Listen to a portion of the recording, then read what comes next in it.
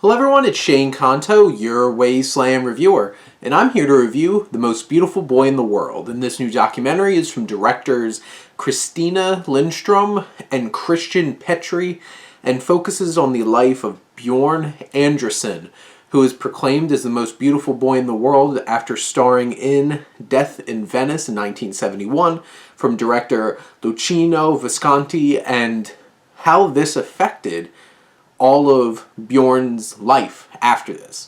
And the first thing I have to say, this film, which is shot by Erik Wasteland, is absolutely beautiful. It is rich and textured, and you're moving through what feels like a beautifully painted portrait of our world. And just something as small as that creating such a rich feel to the film helps bring out all the emotions that happen, and there's a lot of them in this film.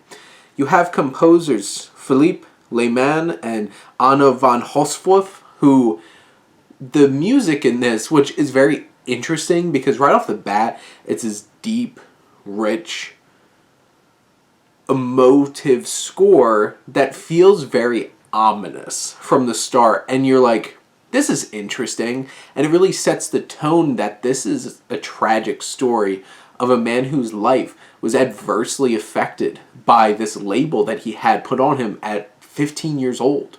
And starring in this film where he became this cultural representation in the gay community, he caused tons of controversy because it's like an adult man looking upon a 15-year-old boy. And all of that is tackled by the film. And not only that, which is like the bigger perspective of Andresen's life, but his actual life. You get to see this old footage, which is really just this textured, gritty, well-restored home footage of him growing up. You get that backstory, you get that to layer in what's going to happen after this. And then you see him throughout his life. You get to see footage of him now interacting in a world that he lives in now. They showed him that he was actually in Midsummer, which I, like, right when I saw Midsummer, I'm like, oh my god, who was he? And then they showed him, like, oh no. But you'll have to watch Midsummer. That's a completely different review. But you have him dealing with so much baggage at this point in his life. There's some really hard to listen to and watch conversations that he has with family members and the tension that's built up. And it's not a perfect portrait. Like, this isn't trying to make him look particularly great. It's a very honest look at a man whose life has been shaped by the labels and the fame and the expectations that were pressed upon him at such a young age.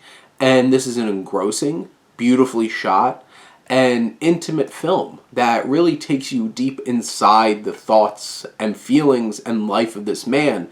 And it's a compelling story. And he's been through a lot. And this story is, from start to finish, something extremely intriguing to sit through and to process and to think about and to contemplate. What are the effects of what happened to him? And it's such an interesting ride.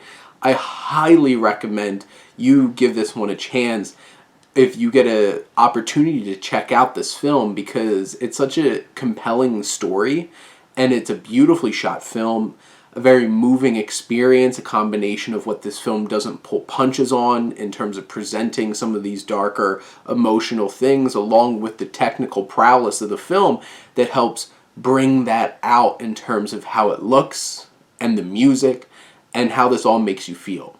So this is a pretty top-notch documentary. I really recommend this. So go show The Most Beautiful Boy in the World some love when this comes around and you get a chance to see it. But those are my thoughts on the film. Let me know what you think. Let's talk some movies. But thank you as always for tuning in and supporting your Wasteland reviewer.